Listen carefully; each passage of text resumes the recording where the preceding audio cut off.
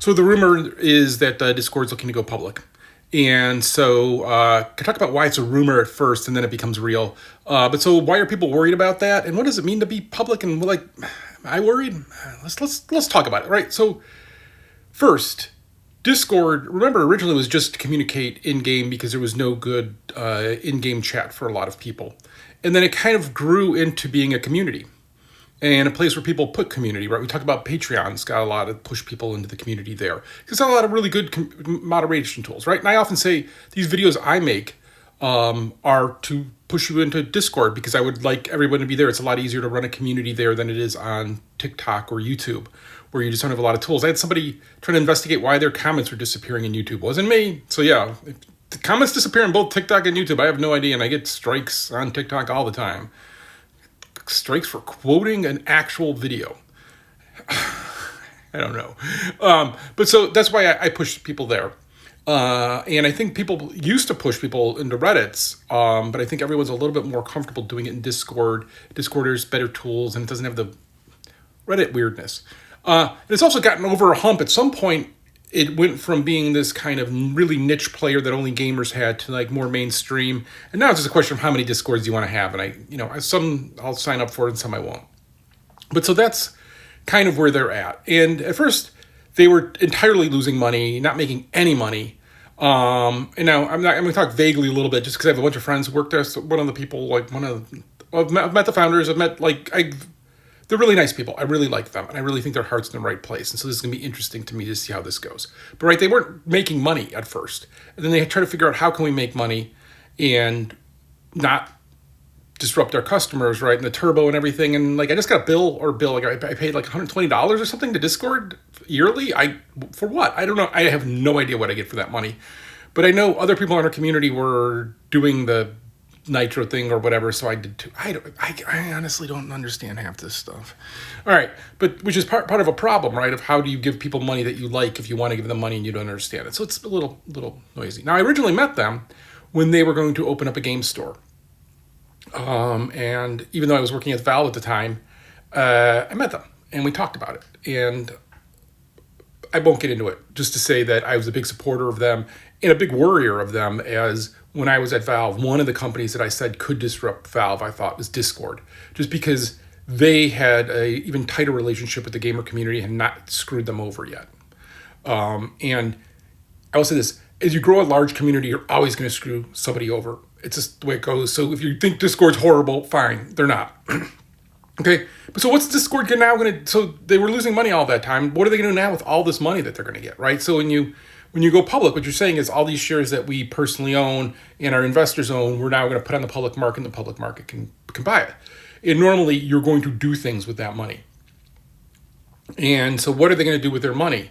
I don't know. What does Discord need, right? So when you go public, there's an expectation for your stock, right? Because if I buy a stock of a company, I expect it to go up in value. That's why I buy it. It's a place for me to put money as a hedge against inflation. Because inflation, $1 today is going to be worth less tomorrow. So how do I hedge against that? Well, I invest in the stock market into companies that I think are going to grow.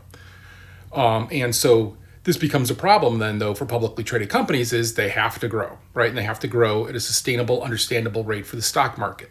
So you can either grow by getting more people in, which could be growing the community even larger, or making more money off the people that are there. You'll let it later do the thing you always see about like drastic cuts and stuff. That comes later after it nosedives and you gotta get a new CEO in and you're gonna show that you're serious about becoming profitable. That's in the future. But so there's a lot of worry of like, what will they do then to bring people in, or what will they do to increase revenue? I think there's easy things they could do for both, I think, and we'll see. The store didn't work out for them because nobody goes to the front page of Discord. I don't even know where the front page of Discord is. I had to go look it up after the meeting. And they had built this launcher and everything. They were really smart about it. They're really caring about the gaming community, and now I think the community at large. But what did they do with all this money? What are they going to build? How are they going to bring more people in? And how are they going to get more revenue? I think simplifying how you can pay for things would be the easiest for me, right? Because as somebody who runs a Discord server of like 5,000 people, I would gladly pay some money and have, you can hide tools behind dollars, right? And it's big enough that I would pay for that just to keep it going. But I just don't understand what I'm getting for my money. It's again confusing. And so then right there's a worry of that they were going to just do horrible things and cut corners and add a bunch of stuff that nobody wants, which hopefully they won't. They've been pretty good about that. They backed out of the store. They react. They listen. So yeah, it's going to be really interesting. And so I'm kind of curious of if anybody has ideas that you think Discord could do to either grow the community or make more money. And I think some of it's simplified tools and have better some of the plugins you have to install and stuff to like stop spammers and stuff. Making that built in would be helpful. Some of the other moderation stuff like that, just having it built in instead of us having to install things would be great. Like we have a mod installed in our Discord, discord.gg/StrayBombay. Probably should have mentioned that. Where you can schedule games and you could just say what game you want to play and what time, and then people can RSVP. And it's super awesome. We use it all the time. So like that should be built in. I pay $100 a month for that, I think, something like that. And so like, yeah, what can they do? And then how can they grow their community? Where else could they go? Because I think you need simplified tools if you're going to go for the less technically savvy people. And not to dumb down Discord, because I don't think you need to worry about that. Like they have the whole comment section now, like in the chat channels. We always call it the secret chat because no one knows about it. They have threads where I say if you want to get rid of a conversation, just start a thread because nobody will ever see that thread. They're just horrible. And so yeah, I'm just kind of curious. What is Discord lacking then? I don't know, but that's the worry, right? That they're going to do a bunch of horrible things to appease the stock market. And then that's going to be reflected down and then eventually they'll be sold off for parts or something, right? Which hopefully not. I think, again, that they've done really good stuff building community and they've really built something special. And, hopefully it can continue on. Oh, I just realized I didn't talk about why it's a rumor at first. Because at first, when a company decides they're going to go public, they kind of set themselves up to go public.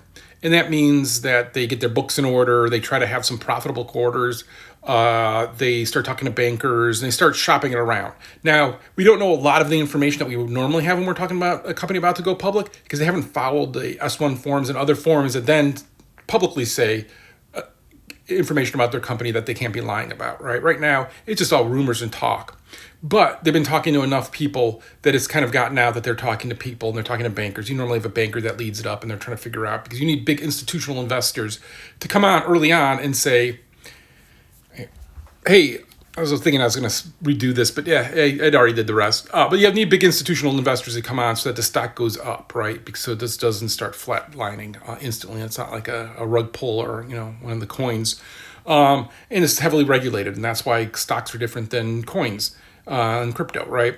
And so they're starting to shop around and start talking about that about to happen. And so when that comes, you hear these conversations. But I've heard these conversations before. So it doesn't mean it's going to happen for sure, but I'm sure some of the long-term investors there would like to see their money and like to see something for it. So again, when we talk about these kind of things, it's easy to paint in capitalism and just go, hey, every capitalist is horrible and a horrible human being. There is a way to do this that isn't horrible. It's just hard. And so we'll see how it goes.